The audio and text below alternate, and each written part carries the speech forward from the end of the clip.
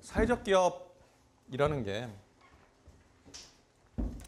우리가 그냥 어려운 사람들 돕고 사회 문제를 해결하려면은 그런 거에 좀 관심 있는 사람이라면은 사실은 할 수 있는 게 여러 가지 있잖아요. 예를 들어 가지고 행정고시 봐가지고 공무원이 돼가지고 뭐 사회복지 쪽에서 일을 할 수도 있잖아요, 그렇죠? 정부 섹터에서 아니면 NGO에 들어가가지고 거기서 그냥 일을 할 수도 있잖아요, 활동가로. 근데 왜 굳이 사회적 기업이 필요한 거죠? 뭐가 다를까, 사회적 기업은? 지난 시간에 잠깐 말씀을 드렸지만 오늘도 얘기를 하겠지만 이 시장이라는 데가 뭐 경제학 첫 시간에 배우는 게 되게 효율적이잖아요. 효율적으로 자원을 배분하죠.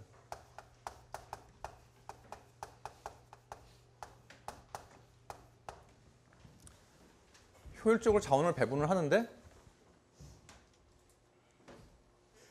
효율적으로 자원을 배분한다. 그게 무슨 뜻이냐면은 그냥 여러분들이 소비자 입장에서 생각을 해보면은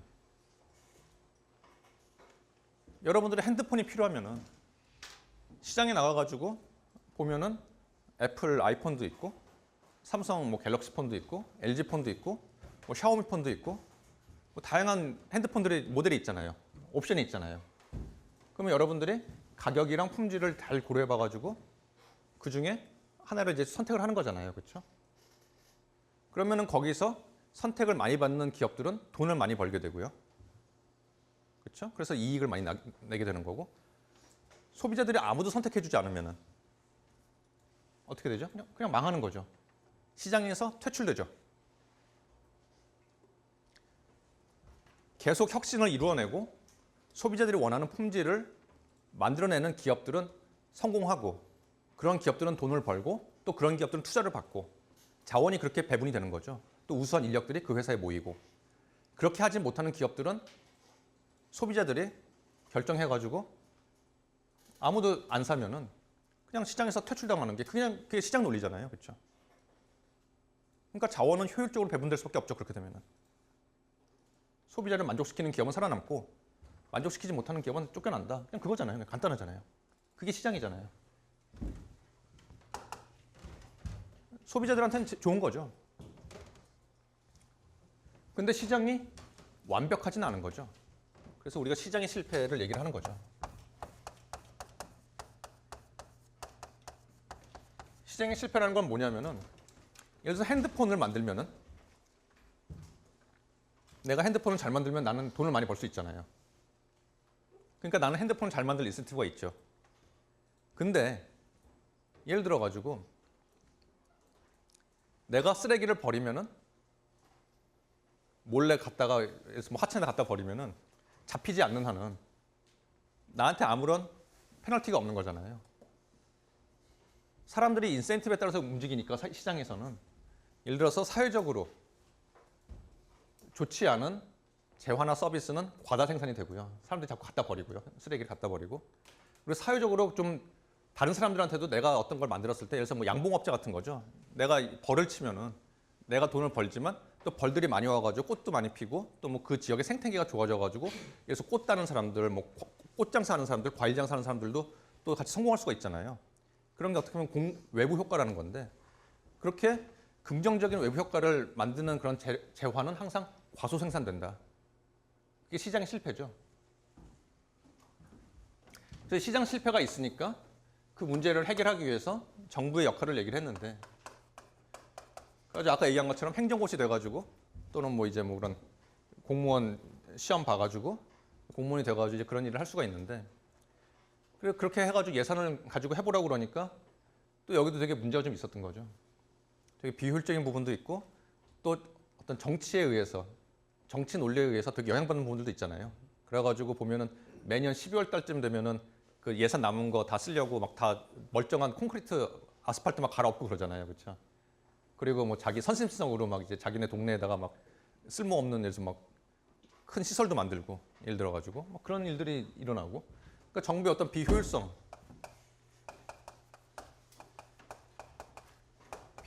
그리고 실패 이제 그런 거 일어나고 그래가지고 이제 그러면 이제 누가 그럼 사회 문제 해결할 거냐 그래서 NGO한테 이제 부탁을 했는데 그래서 NGO에 있는 분들이 이제 일을 굉장히 많이 하시고 지금도 제가 NGO 분들 많이 만나봤는데 보면 참 훌륭한 분들 많으세요. 정말 개인적으로 존경할 만한 분들이 되게 많은데 이분들의 어려움은 되게 전문성도 있고 어떤 순수한 그런 가치도 있지만 어려움은 결국 펀드레이징이죠.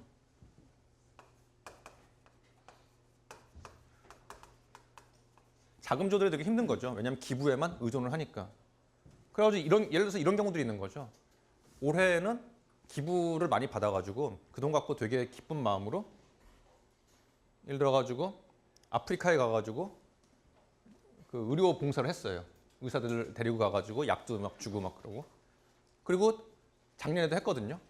그래서 3년 연속으로 계속 거기 가서 의료 봉사를 했어요. 되게 좋은 일이잖아요. 근데 문제는 뭐냐면은 그 지역에 있는 주민들이 이제 알잖아요. 매년 한국에서 NGO가 와가지고 굉장히 높은 품질의 의료 서비스를 제공을 하고 굉장히 좋은 약을 그냥 공짜로 주고. 그러니까 사람들이 아프면은 동네 병원 가겠어요? 동네 병원 안 가면은 동네 병원들은 뭐 먹고 살죠? 현지인들이 하고 있는 병원은? 현지인들이 하고 있는 병원이 망해버리죠, 그러면 이제. 근데 3년 있다가 이 NGO가 또 가야 되는데 올해는 기부를 많이 못 받았어요. 그래서 기존에는 5나라 갔는데 이번에는 2나라밖에 못 가요. 나머지 못 간 3나라는 그럼 어떡하죠? 올해는?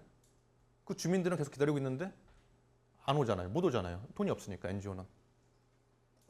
그럼 이 사람들 아프니까 병원을 가야 되는데 이미 지역에 로컬에 있는 현지 의사들은 망했어요. 병원이 없어요. 그럼 어떡하죠? 그러면은? 그런 일들이 일어난다는 거죠. 그러니까. 그 NGO의 문제는 어떤 자금 조달, 펀드레이징이 기부에 의존하기 때문에 기부 의존성이라는 게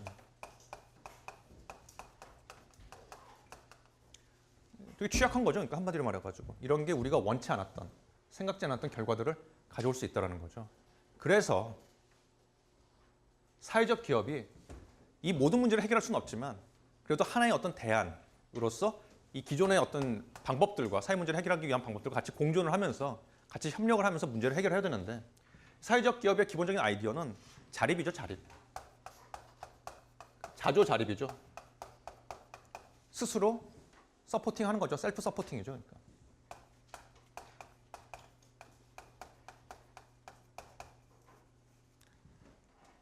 공짜로 주는 것보다 정부나 국제기구나 NGO는 공짜로 주잖아요.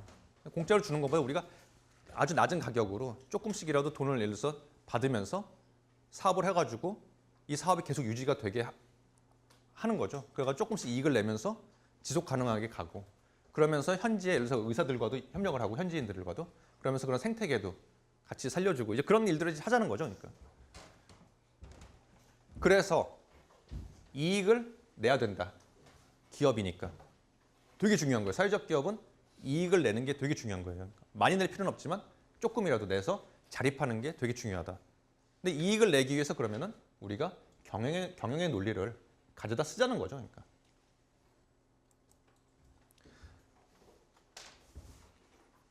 그래서 우리가 경영을 이해해야 되고요. 두 번째로는 아까도 잠깐 얘기했지만 협력을 해야 되잖아요. 정부, NGO 그리고 요새는 일반 기업들도 CSR이나 CSV라는 이름 아래 평판이 되게 중요하니까 이제는 같이 일들을 많이 하잖아요. 그럼 사회적 기업이 그 가운데서 이 다양한 자원들을 같이 연결을 해가지고 좋은 일을 좀 크게 하면 좋을 텐데 그러려면은 이 사회적 기업에 있는 사람들은 섹터에 있는 사람들은 기업도 이해를 해야겠죠. 기업의 관점도. 정부의 관점도 이해를 해야 될 거고 NGO의 관점도 이해를 해가지고 매개자가 돼야겠죠. 매개자. 이런 다양한 기관들을. 그러기 위해서 경영을 이해를 해야겠다. 그래서 오늘 얘기를 하는 거예요. 영리기업의 목적. 영리기업은 영어로는 for profit company죠. 그러니까 말 그대로 for profit. 이익을 위한 회사예요. 이익을 위한 조직이에요. 그러니까. 그래서 이 회사의 목적은 이익을 극대화하는 거다. for profit이니까. 그렇죠? 이익을 극대화하는 거다. 그러면은 그 기업이 잘하고 있는지 못하는지를 어떻게 평가할 거냐? 당연히 재무 가치로 평가를 하는 거죠. 그러니까. 그래서 매출액이 얼마나 나고 있느냐? 비용이 얼마나 나고 있느냐? 그래서 그 매출액 마이너스 비용인 당기순이익, 이익이 얼만큼 나고 있느냐? 그리고 그런 이익이 앞으로 계속 날 거잖아요. 그럼 미래에 나는 그런 이익들을 다 고려해가지고 반영된 게 현재 주가죠. 주식 가치가 얼마나 되느냐, 기업 가치가 얼만큼 되느냐. 그런 것들을 보면서 기업이 잘하고 있는지 못하고 있는지를 평가를 하는 거죠. 그러니까 당연히. 여기서 이제 이익도 중요하지만 매출액이라는 것도 굉장히 중요합니다. 여러분들이 나중에 사회적 기업을 운영을 해보시면 만약 하신다고 했을 때 매출액이 되게 중요한 의미를 가지는 게 아까 효율적인 자원 배분 얘기하면서 이 시장이라는 하나의 판에서 가장 힘이 센 사람은 결국 고객이거든요. 뭐 국가에서 너희는 무조건 국산품만 써. 애플 쓰면 절대 안 돼. 아이폰 쓰면 절대 안 돼. 뭐 그렇게 할 수 없잖아요. 이제 오늘 같은 요새 같은 세상에 모든 소비자들이 굉장히 신중하게 따져보고 자기가 갖고 있는 어떤 버젯이랑 예산이랑 그다음에 제품의 품질을 고려해가지고 굉장히 신중하게 사잖아요. 그게 하나하나 모여가지고 매출액이 되는 거거든요. 10개 판 회사랑 10,000개 판 회사랑 같나요? 당연히 다르겠죠. 10,000명의 선택을 받았다는 건 대단한 거예요. 그게 매출액이잖아요.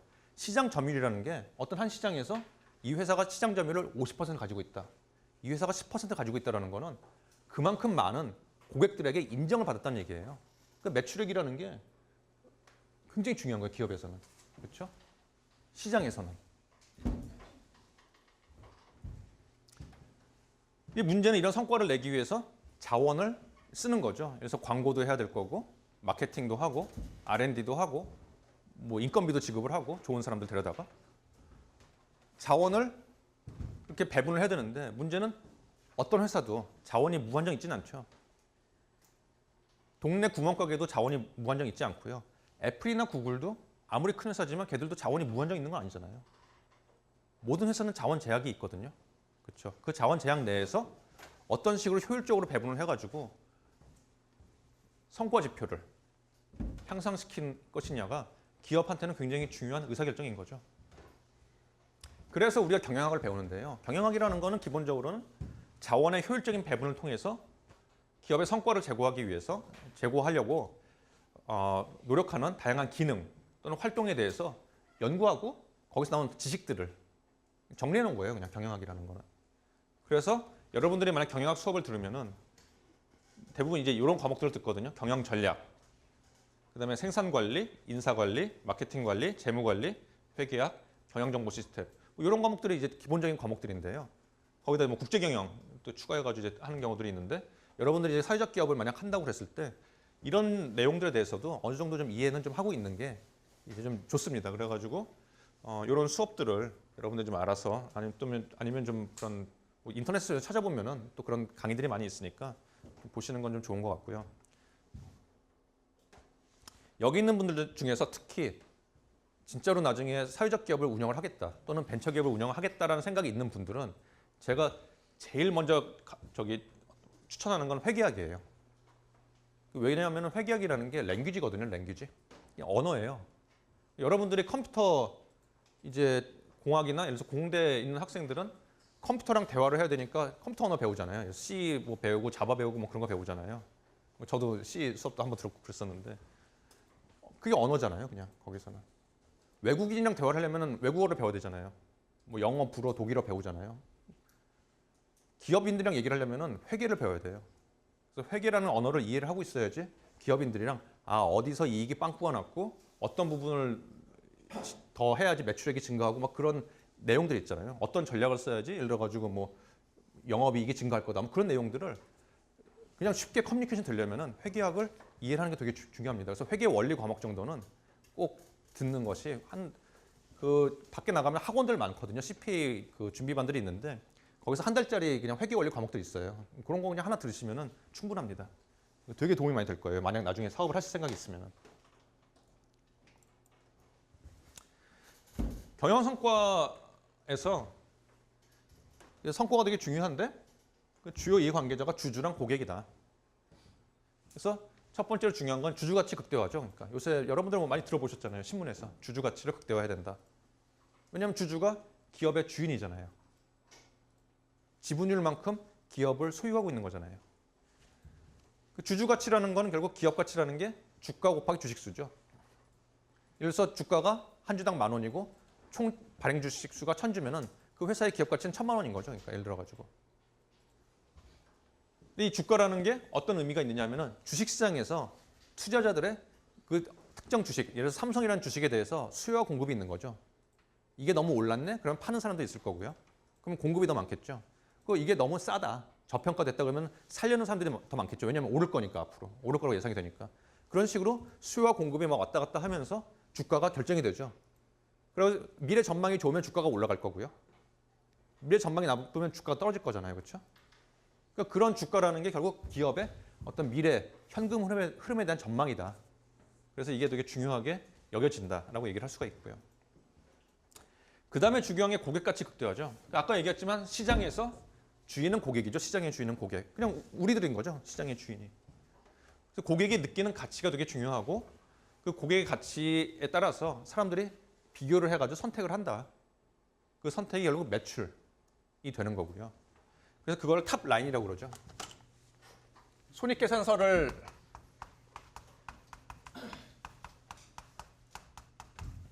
작성을 하면은 맨 처음에 나오는 게 매출액이죠.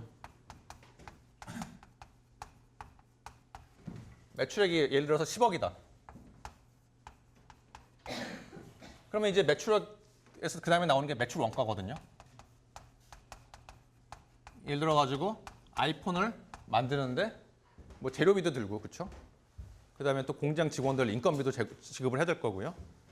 뭐 그런 비용들이 이제 예를 들어서 뭐 3억이다. 그러면 이제 여기서 나오는 게 공헌 이익이거든요.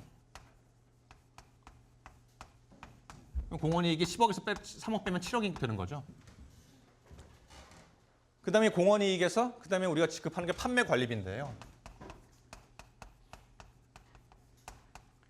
이 판매 관리비라는 거는 직접적으로 제품에 연결되어 있는 게 아니고요. 그냥 어떻게 보면 간접적으로 발생하는 비용들인데 예를 들어서 뭐 마케팅 비용이다. 뭐 R&D를 한 비용이다. 또는 그래서 사장 월급 같은 거 있잖아요. 특정 제품을 위한 게 아니라 회사 전반을 위한 어떤 비용들, 스태프 비용이다. 뭐 그런 것들이 이제 판매 관리비인 거죠. 판매 관리비가 예를 들어서 뭐 한 2억, 뭐 3억 정도 나왔다.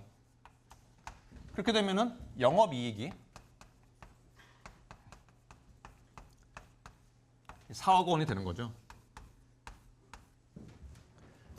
그 다음에 이제 뭐 재무제표를 보시면 뭐 영업의 비용, 뭐 영업의 이익, 뭐 이제 그런 거 특별 비용, 특별 이익 뭐 그런 거 쭉 나와가지고 마지막에 단기순이익이 나오는데요.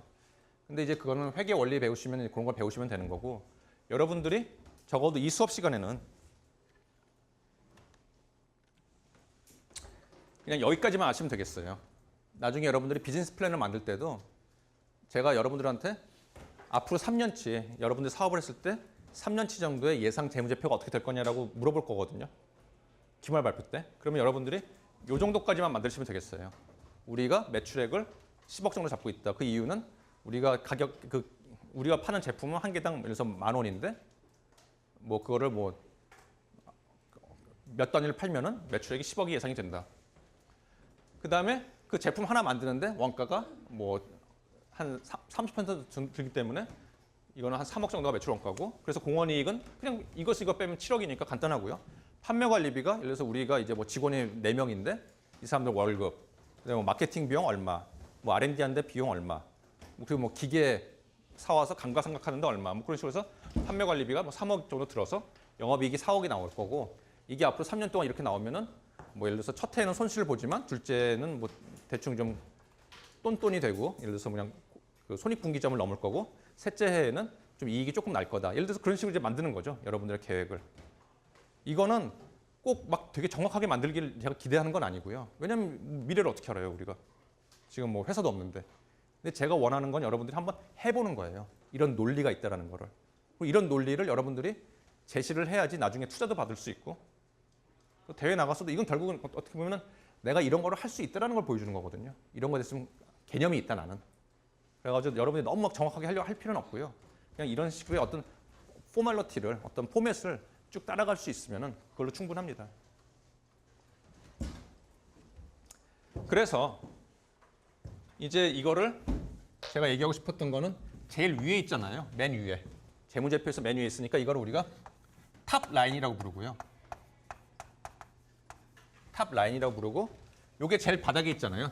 원래는 단기순이익이 제일 바닥인데 지금은 이제 영업이익이 제일 아래 있죠. 딴 거는 그냥 다 없다고 가정을 했으니까. 그러면 요거를 이제 바텀 라인이라고 부르거든요. 그래서 탑라인의 의미는 아까 얘기한 것처럼 고객들의 초이스인 거죠.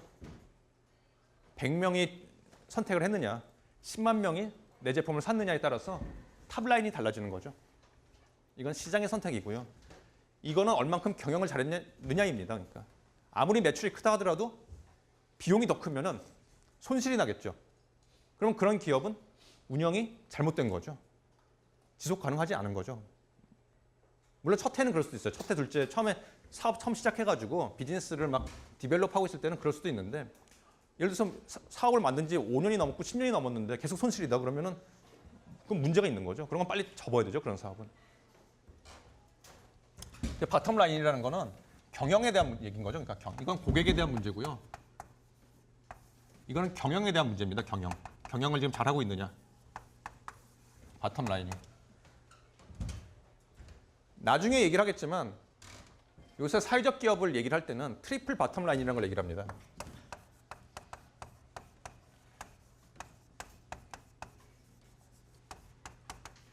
트리플 바텀 라인이라는 건 결국 경영을 잘하면은 이런 재무가치가 이익이 커지는 방향으로 기업이 운영이 될 텐데 그 바텀 라인 외에도 바텀 라인 두 개를 더 신경 써야 된다는 거거든요. 이 재무라는 바텀 라인 플러스 사회가치. 우리가 다음 시간에 얘기할 임팩트인 거죠. 임팩트. 그 다음에 환경. 우리가 만드는 제품 때문에 예를 들어서 뭐 탄소가 너무 많이 발생을 해가지고 이 지구가 뭐 멸망하게 생겼다 예를 들어가지고 뭐 기후변화 오고 그건 곤란하다 이거죠. 아무리 재무 가치가 많이 나온다 하더라도. 그래서 이제 이렇게 재무적 가치, 사회적 가치, 환경적 가치를 다 같이 고려해야지 어떤 회사가 경영을 잘하는지 못하는지 우리가 판단할 수 있다고 생각하는 사람들이 얘기하는 게 트리플 바텀 라인을 봐야 된다는 겁니다. 바텀 라인 세 가지를 같이 봐야 된다.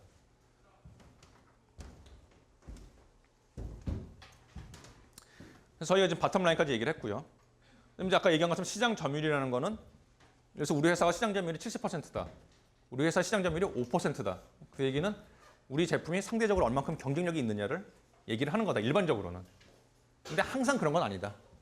예를 들어가지고 월마트가 아무리 많이 팔아봤자 그 회사가 내는 이익은 그렇게 물론 상당히 크지만 막 절대적인 건 아니잖아요. 그냥 전략 자체가 다를 수도 있는 거죠. 예를 들어가지고 샤넬이나 뭐 에르메스 같은 되게 명품들이 있잖아요. 그런 데는 매출액이 되게 크진 않잖아요.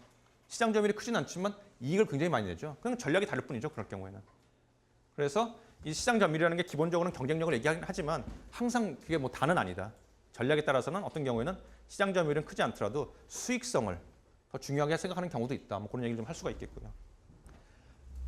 그래서 이제 고객 가치를 극대화하는 건데요. 고객 가치를 극대화를 하면은 결국 단기 순이익이 매출이 많이 나고 단기 순이익이 많이 날 거다. 그래서 고객 가치도 되게 중요하다. 그런데 이제 일반적인 시장에서는 고객 가치를 극대화하면은 결국 이익을 많이 내니까 장기적으로 계속 이익이 나면 주주 가치가 극대화가 되겠죠. 결국 주주 가치 극대화를 하기 위해서는 고객 만족을 시켜야 되고 그래서 이제 고객을 되게 연구하는 게 이제 마케팅인 거죠. 그래서 제가 이제 연구하는 건 이제 마케팅 쪽인 거고요. 그래서 거기서 제일 중요한 건 고객의 니즈에서 이제 모든 비즈니스가 시작이 되는 거죠. 고객의 어떤 니즈가 있을 때 그거를 해결해주는 솔루션을 제공을 한다면은 그래서 고객들이 거기서 만족을 한다면은 그럼 고객들이 또 사겠죠. 그걸 우리가 고객의 충성도라고 얘기하죠. 로열티. 어떤 가게를 자꾸 가잖아요. 스타벅스를 자꾸 가잖아요. 로열티가 높은 고객이 되는 거죠. 그러면서 자꾸 다른 사람들한테 또 좋게 얘기를 해주고 그런 게 구전 효과죠. 그러면서 브랜드 이미지가 높아지고 또 경쟁력이 올라가고 그러면서 고객이 감동이 되면은 고객과의 장기적인 관계가 되는 거죠. 그럼 그때부터는 고객이 우리 회사의 자산이 되는 거죠. 이런 게 이제 우리 마케팅에서 얘기를 하는 거고요. 그래서 고객 가치 극대화는 결국 주주 가치 극대화 같은 얘기다. 이렇게 되면 사회 전체적으로 봤을 때는 우리가 얘기하는 마켓 메커니즘, 시장의 논리로 봤을 때 결국 무한 경쟁이 일어난 거고요. 기업들 간에. 경쟁이 일어나가지고 소비자를 잘 만족시키는 기업들은 살아남고 그렇지 못한 기업들은 도태가 되어가지고 자원이 효율적으로 배분이 되니까 뭐 시장 전체적, 사회 전체적으로는 뭐 좋은 거다. 그런 게 아까 얘기한 것처럼 시장의 효율성인데 하지만 아까 얘기한 것처럼 또 시장의 실패가 또 있기 때문에 결국 이런 정부나 NGO나 사회적 기업들이 또 이런 기업들과 같이 연합을 해가지고 사회를 위해서 또 해야 되는 그런 부분들이 있다라고 얘기를 할 수 있겠습니다. 그래서 마케팅과 니즈인데요. 그래서 아까 얘기한 것처럼 주주와 고객이 가장 중요한 이해관계자라고 만약 본다면은 결국 이제 그 고객이 뭘 원하는지 그게 이제 되게 중요한 거잖아요. 니즈. 그래서 이런 니즈에 대해서 연구를 하는 게 마케팅인데, 그래서 마케팅의 정의를 보면은 고객을 위한 가치를 창출하고 소통하고 또 전달하는 그런 여러 가지 기능들 그리고 과정들을 우리가 마케팅이라고 얘기를 하고요. 그래서 고객과의 관계를 관리하는데 그 결과가 회사한테도 이익이 되어야겠지만 이해관계자들, 다양한 이해관계자가 있죠. 그냥 대중도 있고요, 정부기관도 있고요, 예를 들어가지고 그냥 지역사회도 있고요. 뭐 그 다양한 이해관계자들한테도 같이 이익이 되는 방향으로 관리가 돼야지 그건 좋은 마케팅이다라고 이제 얘기를 할 수가 있습니다. 왜 그런지 제가 조금 이따 다시 얘기를 할 거고요. 그래서 여기서 키워드는 고객인데요. 결국 고객의 목소리를 들어라. 뭐 그런 얘기 많이 들어보셨죠? 고객의 목소리를 들어라. 그리고 니즈 분석에 근거해서 고객 중심의 마케팅 전략을 세우는 게 되게 중요한데, 여러분들이 소셜 비즈니스 플랜을 만들 때도 이 부분이 되게 중요합니다. 그러니까 고객을 잘 정의를 하고 그 고객에 맞춰가지고 마케팅 계획을 잘 세우는 게 사실은 이제 소셜 비즈니스 플랜 나중에 경진대 같은 데 나가면은 굉장히 핵심적으로 이제 중요한 부분입니다. 그래서 그런 부분들을 나중에 제가 또 말씀을 드릴 거고요. 여러분들이 이제 요거 TED.com 나중에 클릭을 하셔가지고 집에서 한번 비디오 클립을 보세요. 비디오 클립을 보면 뭐 어떤 얘기가 나오냐면은 IDEO라는 회사가 있어요. IDEO인데요. 이 회사는 아주 세계적으로 유명한 디자인 회사예요. 그래가지고 굉장히 혁신적인 제품을 많이 만드는 회사인데, 얘네가 그 병원에 프로젝트를 받은 거예요. 근데 얘들이 그때 해결하려고 하는 문제는 병원의 입장에서 봤을 때는 병원의 고객은 환자들이죠. 그러면은 환자들의 니즈가 뭘까? 환자들이 가지고 있는 어떤 문제점이나 불편함은 뭘까라는 거를 알고 싶은데, 그래서 이제 그 아이디오라는 회사한테 물어본 거예요. 한번 컨설팅으로 당신들이 좀 파악을 해달라. 뭐가 문제인지. 그래서 이 아이디오라는 회사에서 직원을 보내가지고 뭘 했냐면은 침대 있잖아요. 그 병원의 침대. 거기에 이 직원이 그냥 누웠어요. 환자처럼. 누워가지고 이 캠코더 가지고서는 그냥 찍는 거예요. 그게 뭐냐면 고객의 관점에서 바라보는 거거든요. 찍어가지고 찍은 필름을 이제 그 회사 직원들이 같이 돌려보니까 처음 30초, 15분, 10분, 1시간 계속 천장만 보이는 거예요. 당연히 그렇지 않겠어요? 누워있으니까. 그러면 이 고객의 문제는 뭘까? 아이디오라는 회사에서 뭐라고 이걸 정했냐면은 지루함. 보어링 하다는 거죠. 지루함. 고객이 되게 지루함을 느낄 것 같은데, 그럼 지루함을 해결하기 위해서 우리가 어떤 솔루션을 제공할 수 있을까? 그래서 이 아이디오라는 회사에서 제공한 솔루션들이 예를 들어가지고 천장을 예쁘게 데코레이션 하는 거, 장식하는 거. 그리고 예를 들어서 뭐 메시지 보드를 만들어가지고 온 사람들이 와가지고 뭐 그림도 그리고 뭐 거기다 뭐 메시지도 쓰고 뭐 빨리 완쾌되세요 뭐 쓰고 또 지웠다 다시 쓰고 막 그러니까 계속 새로운 내용이 들어갈 수 있고요. 또 이제 바닥을 이렇게 좀 디자인을 바꿔가지고 이 방이랑 자기 어떤 병실이랑 복도랑 분리가 되게, 이게 내 공간이라는 느낌이 들 수 있게 뭐 그런 것들, 되게 작은 것들을 많이 바꿔가지고 되게 호평을 얻었어요. 그래가지고 그런 이제 비디오 클립을 이제 여기 들어가 보시면 보실 수가 있는데, 하여튼 중요한 거는 고객의 관점에서 바라봐야 된다. 그러니까 제일 간단한 건 그거예요.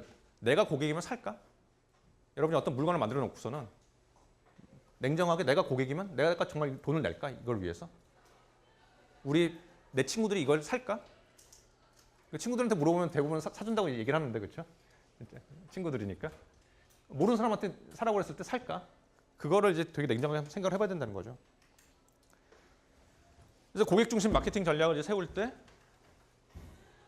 여러분들이 이제 해야 되는 거는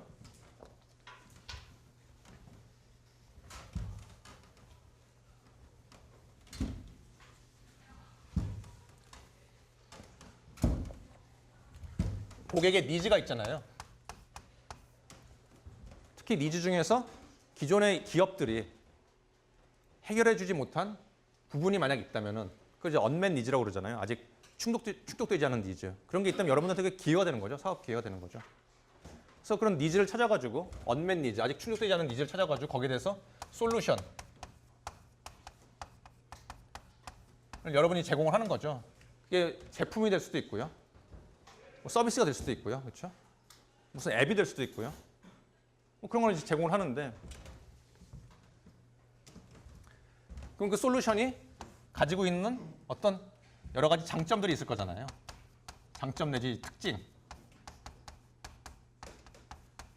그리고 그 솔루션이 어떤 내가 생각하는 어떤 새로운 솔루션과 뉴 솔루션과 그 기존의 시장에 있는 솔루션들과 비교해 봤을 때 뭔가 더 좋은 점들이 있어야 되잖아요. 그래야지 사람들이 살 거잖아요. 그러면 거기에 있는 어떤 장점들과 특징들이 뭔지 그걸 정리해가지고 고객들한테 얘기를 해주는 거죠. 여러분들 그동안 불편하셨죠? 우리가 새로 만든 이 제품은, 이 서비스는 여러분의 이러한 니즈를 해결해주는 이러한 제품입니다. 라고 얘기를 하면은 그게 바로 가치 제안이 되는 거죠.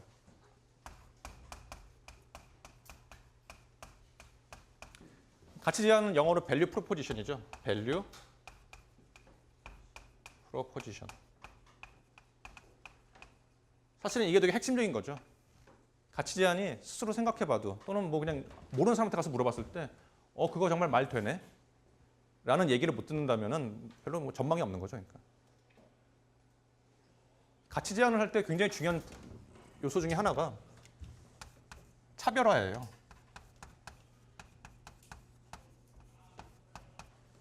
기존의 어떤 옵션이랑은 좀 달라야 되잖아요. 기존의 경쟁 제품들이랑은. 어떻게 차별을 하지? 예를 들어가지고 그냥 여러분들이 그냥 간단하게 생각해가지고 피자 가게 한다고 생각해보죠. 피자 가게. 피자를 파는데 만약에 제가 이제 미국에 있을 때 그런 광고들이 많이 오거든요. 전단지들이 많이 오는데 항상 보면 그거예요. 우리 피자 가게는 우리 타운에서 제일 맛있는 가게다. 우리 가게는 가장 신선한 재료를 쓴다. 뭐 피자 뭐 당연히 그렇게 얘기할 수 있잖아요. 우리 제품이 제일 맛있다. 뭐 제일 뭐 좋은 재료 쓴다. 근데 모든 전단지들이 막 하루 10개씩 오는 게 다 똑같은 얘기를 하는 거죠. 그러니까. 그럼 제가 왜 굳이 이 피자 가게에서 먹어야 되는 거죠? 10개 중에서. 내가 이 피자 가게를 선택할 이유가 없잖아요. 이 이유를 주는 거는 기업을 하는 사람들의 몫인 거죠.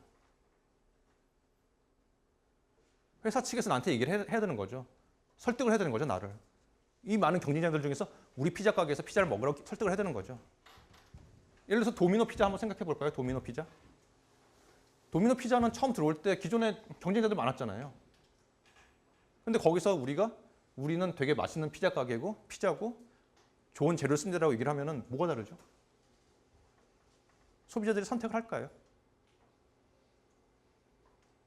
그러니까 도미노가 머리를 잘 쓴 게 딴 얘기 안 하고 우리는 피자 회사인데 우리는 빨리 갖다 줄게. 30분 내로 갖다 줄게요. 못 갖다 주면은 공짜입니다. 그냥 그렇게 질러버린 거죠. 그러면 어떤 사람들이 사 먹죠, 그거를? 미국에서는 사람들이 이제 그 스포츠 경기를 많이 보잖아요. 야구 보고 뭐 미식축구 보고 뭐 농구 보고 그냥 1년 내내 그냥 스포츠만 보고 있는데 그런 사람들이 이제 막 보면 이제 그 막 소파에 이렇게 막 들어 누워가지고 배 이렇게 나오고 맨날 막 맥주 먹고 이제 그러면 맥주를 먹으면 피자가 땡기잖아요, 그렇죠? 오늘도 막 되게 보고 있는데 갑자기 이제 좀 맥주 먹으면서 보려고 그러는데 배가 고프단 말이죠. 이 사람들한테 가장 중요한 거는 바로 오는 거죠, 피자가. 그럴 때 어느 걸 선택하겠어요? 도미노를 먹는 거죠, 그러면. 애들이 중고생들이 막 학교에서 막 운동 열심히 하고 가서 집에 와서 배고파요. 이 사람들 제일 중요한 거는 빨리 오는 피자인 거죠. 도미노를 시키는 거죠. 그러면서 고객을 만들어 나가는 거죠. 그런 게 차별한 거죠. 그러니까. 뭐가 다르냐? 왜 내 제품을 굳이 내 제품을 사야 되는 거냐? 다른 경쟁자 제품이 아니라. 그 얘기를 하는 게 가치 제안이고요. 좋은 가치 제안을 하는 거는 회사의 몫이고요. 그렇죠? 회사의 책임이고요. 그 가치 제안을 통해서 차별화를 시켜야 된다.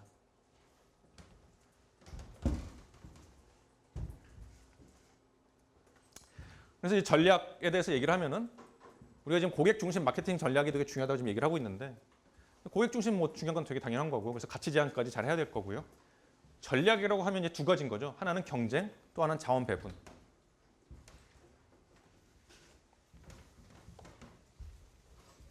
경쟁의 묘미는 저런 거죠. 이세돌도 알파고를 이길 수 있다 뭐 그런 거죠. 그러니까 예를 들어 가지고 여러분들이 팀인데 자동차 레이싱 팀이에요. 그러니까 자동차가 세 대씩 있는데 이 팀 A고요.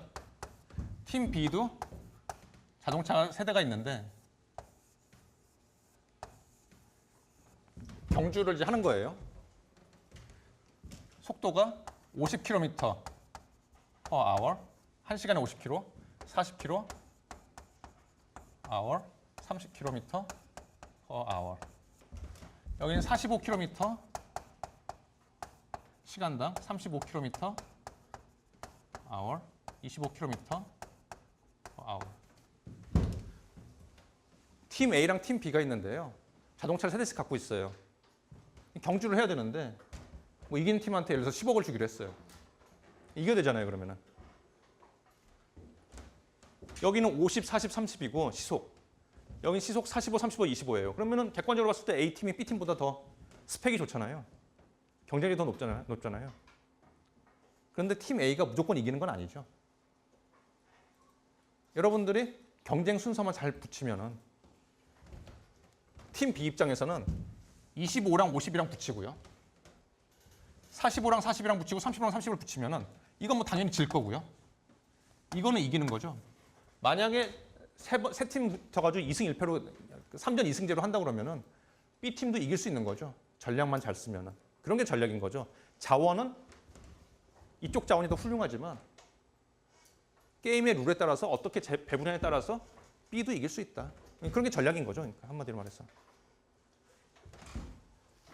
그래서 재밌죠, 비즈니스가. 경쟁 전략에서 이제 크게 두 가지가 있는데 비즈니스에서는 마이클 포터라고 이제 유명한 하버드 교수가 이제 얘기를 한 건데요. 기업 입장에서 경쟁 전략은 딱 두 가지다. 하나는 원가 우위 전략, 코스트 리더십이다. 아니면은 프리미엄 퀄리티, 되게 고품질 전략으로 가는 거죠. 예를 들어 가지고 월마트나 뭐 코스코 같은 데 있잖아요. 그런 데들은 물건을 되게 싸게 팔죠. 주로 이제 중국에서 수입을 해와 가지고 싸게 파니까 소비자 입장에서 만약에 그냥 싼 물건 적당히 오케이 품질은 그냥 웬만큼 되고 그냥 싼 가격에 사고 싶으면 월마트나 코스코를 가는 거죠, 그러면은. 근데 만약에 어떤 사람이 되게 좀 좋은 제품을 사고 싶으면 롯데백화점 가는 거죠, 예를 들어 가지고. 코스트 리더십을 추구하는 회사의 경우에는 굉장히 경쟁력이 있는 가격, 낮은 가격으로 낮은 원가에 물건을 많이 팔아가지고 이익을 내는 회사고요. 프리미엄 퀄리티를 추구하는 회사는 아까 얘기한 뭐 샤넬처럼 가격을 되게 비싸게 받으면서 좋은 품질을 아주 고품질을 제공을 해가지고 이익을 많이 내고 뭐 시장 점유율은 높지 않겠죠. 매출액은 크지 않더라도 이익을 많이 내는 쪽으로 전략을 하는 거죠. 이 두 가지 전략밖에 없다. 그 사이에 끼면은 샌드위치다. 그게 이제 마이클 포터가 얘기를 하는 거고요. 많은 경우에 제가 볼 때는 맞는 것 같아요. 많은 경우에. 물론 예외도 있을 수 있겠지만. 그다음에 자원 배분. 아까 얘기한 이런 게 자원 배분인 거죠. 그런 식으로 경쟁을 고려해서 자원을 잘 배분하는 게 전략이다. 그럼 마케팅 전략은 뭐냐? 마케팅 전략은 역시 마찬가지로 자원이 무한정 있지 않다. 자원이 무한정 있다면 모든 고객을 만족시키겠지만 자원이 한정되어 있기 때문에 우리는 특정 고객층을 골라가지고 거기다 그냥 집중하겠다는 거죠. 그런 게 바로 세그멘테이션과 타겟팅인데요. 세그멘테이션이라는 게 시장 세분화입니다. 세그멘테이션. 시장 세분화라는 거는 전체 시장이 있으면은 우리가 여러 가지 변수들을 가지고 시장을 나눌 수가 있죠. 예를 들어 가지고 성별로 나눌 수도 있고요. 나이로 나눌 수도 있고요. 소득수로 나눌 수도 있겠죠. 예를 들어서 우리가 어떤 기아 자동차에서 새로운 자동차를 만들면서 이 자동차는 20대, 30대의 젊은 이제 뭐 그런 뭐 회사원들을 위한 아직까지 뭐 가족이 없는 애가 없는 그런 가족들을 위한 약간 스포티한 뭐 그런 디자인이고 뭐 그런 식으로 막 얘기를 하잖아요. 그런 게 벌써 세그멘테이션 하는 거죠, 그러니까. 특정한 고객들을 골라가지고 그 사람들의 니즈에 맞는 제품을 제공하는 거죠. 그게 타겟팅이죠. 시장을 나눠가지고 그 중에 특정한 시장을 골라가지고 거기다가 나의 자원을 쏟아붓는 게 타겟팅인 거죠. 여기서 되게 중요한 게 포지셔닝인데요. 우리는 나름대로 그런 특정한 고객의 니즈를 만족시키기 위해서 사업을 한다고 생각을 했는데 정작 고객들은 그렇게 생각 안 할 수도 있거든요. 고객들이 느끼는 거랑 우리가 원하는 어떤 이미지랑 다를 수가 있죠. 그래서 우리가 고객들의 마인드를 한번 생각을 해보는 거죠. 고객들의 머릿속에 뭐가 있을까?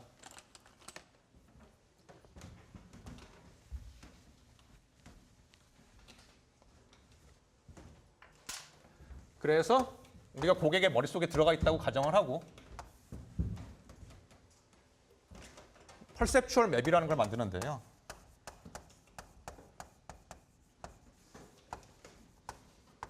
고객의 퍼셉션, 고객의 어떤 이거를 한국말로는 제가 잘 모르겠는데 하여튼 그 인식, 머릿속에 이제 어떤 식으로 생각하고 있는지 마인드맵 같은 걸 그리는 거죠. 그러니까 우리가 제일 간단하게 하기 위해서 그냥 간단하게 얘기를 해보죠. 가격, 그다음에 품질.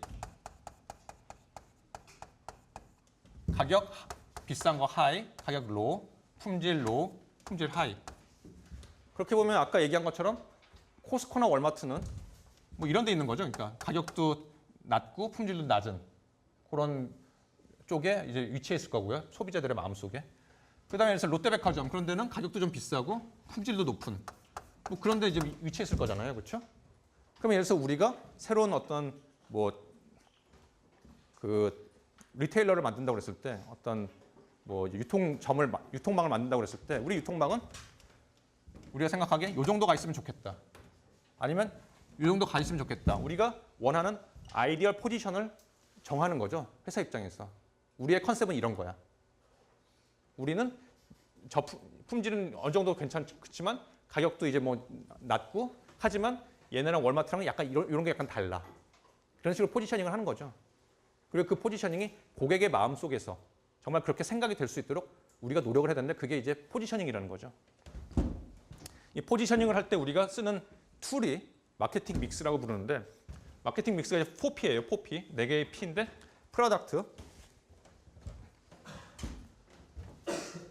프라이스, 가격, 그다음에 플레이스, 유통, 그다음에 프로모션, 뭐 광고나 홍보나 뭐 그런 거죠. 그래서 4P라고 그러면은 예를 들어 가지고 우리가 어떤 뭐 핸드백을 만들었다. 근데 우리의 컨셉은 이제 막 샤넬처럼 막 비싼 건 아니고 그렇다고 이제 뭐 동네 백화점이나 동네 이제 뭐 이제 슈퍼에서 파는 그런 싼 핸드백은 아니고요. 품질도 좀 어느 정도 되는데 가격은 뭐 그냥 요 정도 되는 거. 우리의 포지션 원하는 아이디어 포지션은 여긴데요. 그럼 소비자들이 실제로 우리 제품을 요 정도로 인식을 할 수 있기를 원하는데 이제 시장 조사를 해보니까 사람들이 생각하는 건 뭐 요 정도인 거죠. 그러니까 예를 들어가지고. 그래서 그러면 우리가 마케팅을 막 해가지고 광고나 뭐 가격 정책이나 뭐 유통망이나 그런 걸 바꿔가지고 그래서 유통망도 조금 더 좋은 데로 옮기고요. 좀 뭐 인테리어도 좀 좋은 데로 옮기고 그다음에 가격도 약간 더 높게 매기고 그다음에 품질도 좀 개선하고 디자인도 좀 높여가지고 고객들의 인식 속에서 이게 요 위치에 갈 수 있도록 우리가 노력을 하는 거죠. 그러니까 우리의 돈과 어떤 자원을 막 들어붓는 거죠. 그게 마케팅인 거죠. 그러니까 포지셔닝인 거죠. 그러니까 포지셔닝. 그래서 이 프로덕트, 프라이스, 플레이스, 프로모션 이 네 가지는 서로 일관성이 있어야 돼요. 예를 들어가지고 우리가 좀 약간 고품질 물건을 팔려고 그러면서 막 뭐 월마트에서 팔면 안 되겠죠.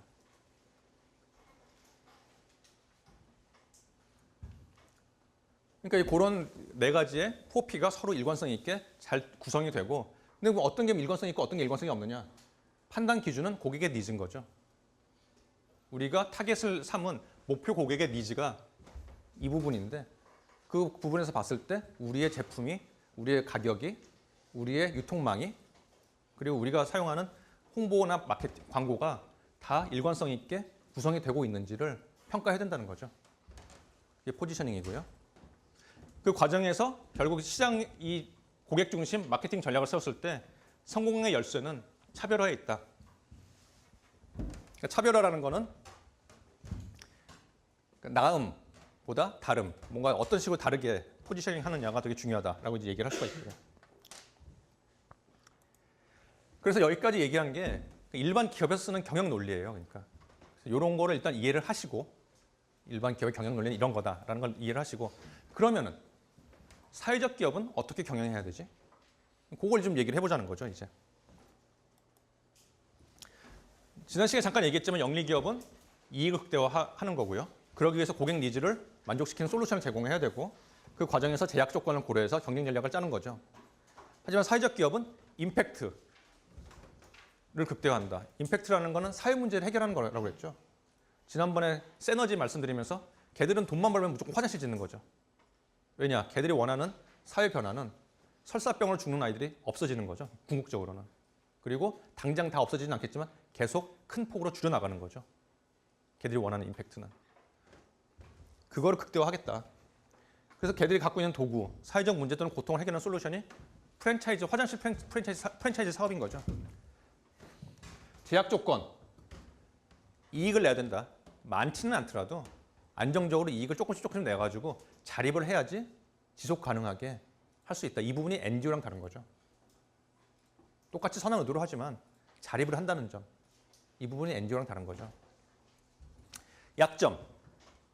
근데 이제 대부분의 사회적 기업들이 아무래도 리소스가 부족하겠죠. 일반 기업보다 훨씬 더 마케팅이나 R&D를 해야 되는데 이런 인적, 물적 기술 자원이 부족하다. 그래서 이런 약점을 극복하기 위해서는 네트워킹을 굉장히 적극적으로 해야 되는데요.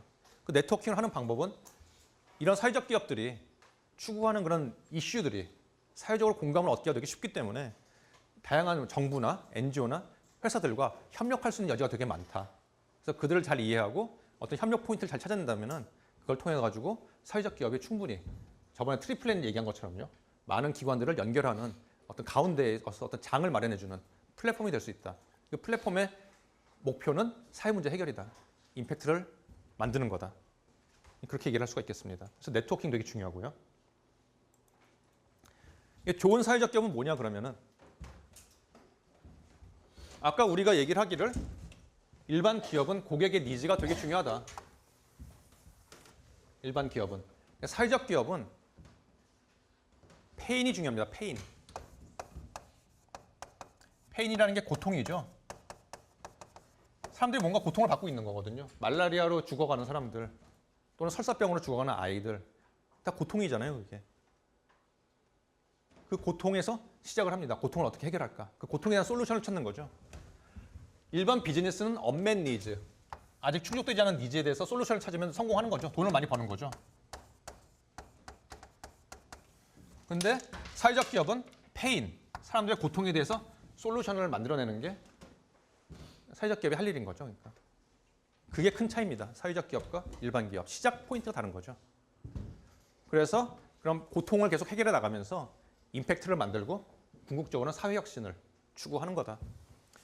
그래서 이 사회적 기업에게 되게 중요한 게 재무타당성, 지속가능성, 확장가능성인데요. 재무타당성이라는 거는 첫 번째로 V는 밸류입니다. P는 프라이스고요. 여러분들이 소비자 입장에서 생각해 보세요. 여러분들이 내는 가격보다 여러분들이 얻는 밸류가 클 때 여러분들이 사잖아요. 그렇죠? 소비자 입장에서 내가 제품을 통해서 얻는 밸류가 내가 지불하는 프라이스보다 당연히 커야 된다. 그게 첫 번째고요. 소비자 관점에서는. 두 번째는 회사 입장에서는 회사가 결정한 가격이 그게 매출이 되는 거잖아요. 그 가격에다가 몇 개만큼 파느냐를 곱했을 때 그게 매출액이 되는 거잖아요. 그 매출액이랑 그걸 만들기 위해서 들어가는 비용들을 비교해 봤을 때 비용이 그럼 매출보다 작아야겠죠. 매출액보다 비용이 크면은 배보다 배꼽이 더 큰 거죠. 지속이 안 되는 거죠. 그래서 그런 소비자한테 받는 가격보다는 단위 원가가 낮아야 된다. 그래야지 사업이 유지가 되는 건데 문제는 원가를 낮추기 위해 가지고는 많이 만들어야 되는 거죠. 그래서 이코노미 오브 스케일이라고 우리가 보통 부르는데 규모의 경제죠. 규모의 경제. 많이 만들어서 간접비를 최대한으로 배분을 해야지 우리가 원가를 단위 원가를 낮춰가지고 싼 가격에 물건을 팔 수가 있고요. 가격 경쟁력을 가질 수가 있고 특히 사회적 기업 같은 경우에는 주된 고객들이 돈이 많지 않은 사람들이기 때문에 이 이코노미 오브 스케일을 만드는 게 굉장히 중요합니다. 그리고 이코노미 오브 스케일을 만드는 데 있어서 제품 자체의 가치도 되게 중요하겠지만 그런 어떤 네트워크를 활용해가지고 어떤 공적 자금을 쓰는 것도 상당히 중요한 일이라고 할 수 있겠습니다. 이거는 나중에 제가 또 다음 주에 좀 더 자세하게 얘기를 할 거고요. 이건 지속 가능성. 지속 가능성이라는 거는 우리가 기껏 막 사업을 열심히 해가지고 정말 좋은 밸류 프로포지션 만들어가지고 니즈 찾았고 페인 찾아가지고 솔루션 잘 만들어가지고 사업을 잘 하고 있었는데 어느 날 갑자기 예를 들어가지고 중국의 어떤 기업이 그냥 그걸 카피해가지고 똑같은 걸 만들어가지고 그냥 시장에 내놨다. 그냥 내가 쫓겨날 수도 있잖아요, 시장에서 그냥 그러면. 왜냐면 내 가격 경쟁력이 떨어지니까. 그럼 어떡하지? 그러니까 되게 중요한 거는 지속하려면 경쟁력이 있어야 되는데 경쟁력이 있으려면 경쟁자에 대해서 경쟁자를 막을 수 있는 뭔가가 있어야 된다. 진입장벽인 거죠. 진입장벽을 칠 수 있어야 되는데 진입장벽을 칠 수 있는 방법이 예를 들어서 뭐 특허 같은 뭐 기술력 아니면 뭐 팀을 굉장히 잘 짤 수도 있고요. 아니면 소비자와 좋은 관계를 맺어가지고 그런 서포트를 받을 수도 있고 그리고 또 되게 중요한 게 아까 얘기한 것처럼 네트워킹 또는 PPP라고 부르죠. 공공 민간 파트너십을 통해 가지고 강한 파트너십을 가지고 있으면은 그러면 시장에서 그만큼 진입장벽을 더 쌓을 수가 있다. 이런 부분들 경쟁력과 지속 가능성의 측면에서 이런 부분이 되게 중요하다는 걸 얘기를 할 수가 있고요. 확장 가능성이라는 거는 우리가 어떤 성공을 거뒀다고 치죠. 그러니까 예를 들어서 어떤 문제를 해결하기 위해서 말라리아라는 문제를 해결하기 위해서 그 화장실을 만들었잖아요. 화장실을 만들어서 에너지에서 그래서 그걸 계속 보급을 하고 있는데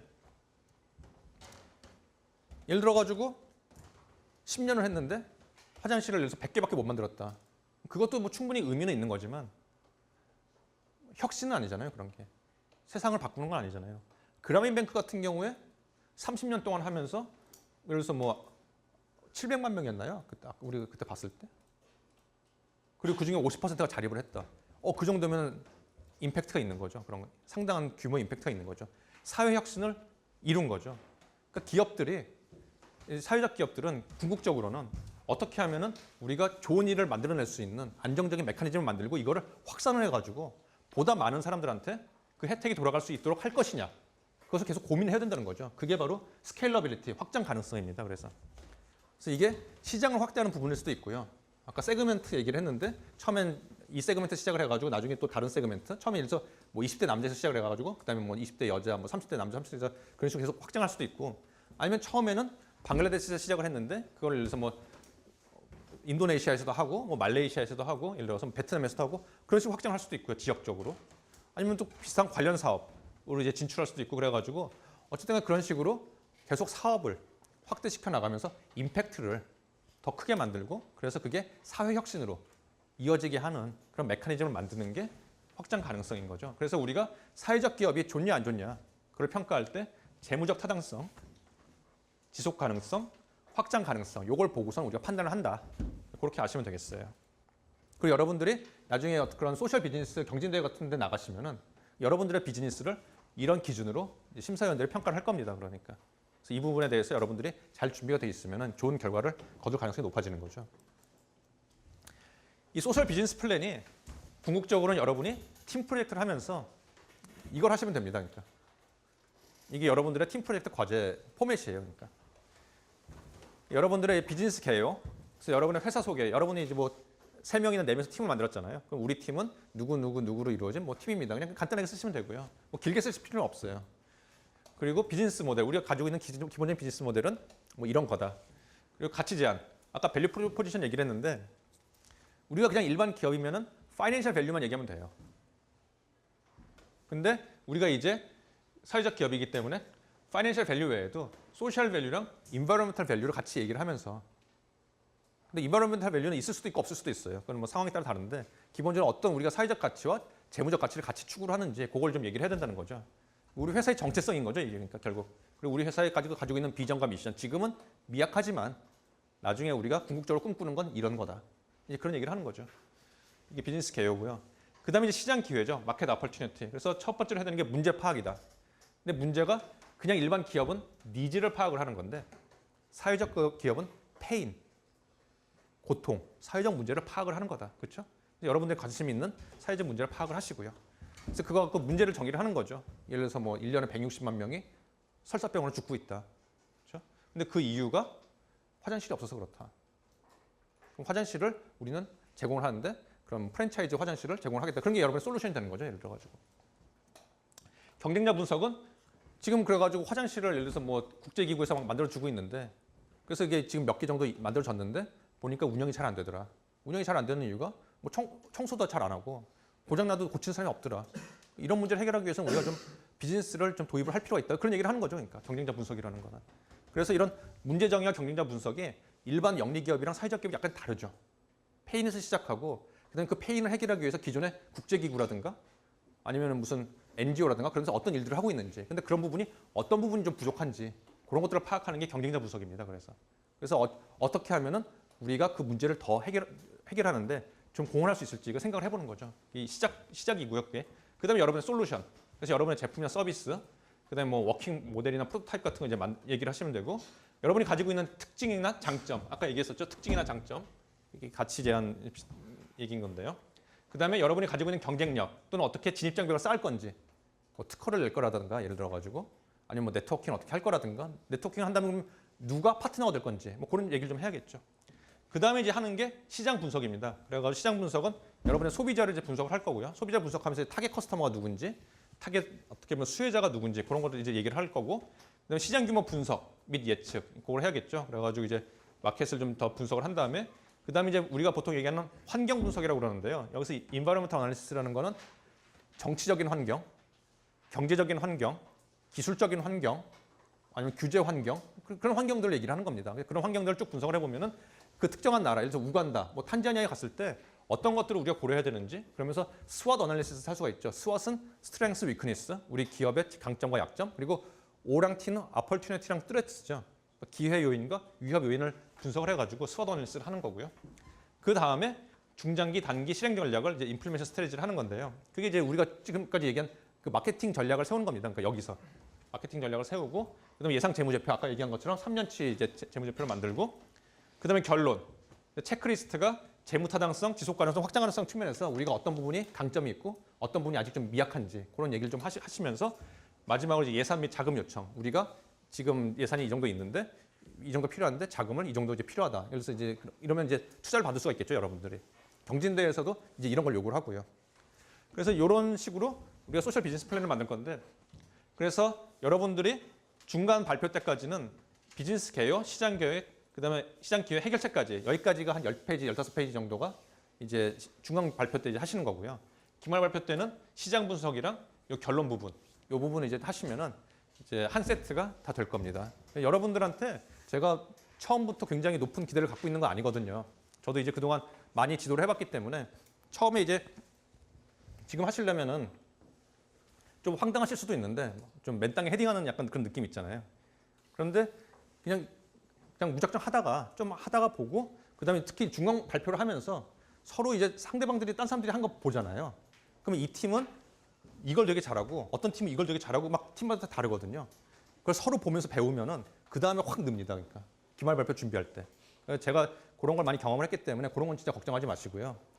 그래서 그냥 좀 편하게 이렇게 좀 우리가 정말 생각하는 문제가 뭔지 해결책이 뭔지 이 부분에 좀 초점을 맞춰가지고 중간 발표 준비하시면 되겠어요. 또 이제 그러면서 이제 연사들 오시면은 또 계속 아이디어 얻으시면 되겠고요. 네, 혹시 뭐 질문 있나요? 오늘 수업한 거? 좀 스트레스를 받기 시작했나요? 그래가지고 진짜로 이제 걱정은 많이 하지 마시고요. 그리고 좀 이렇게 편안하게 수업 들으시면 좋겠습니다. 네, 오늘 수고 많으셨습니다. 네.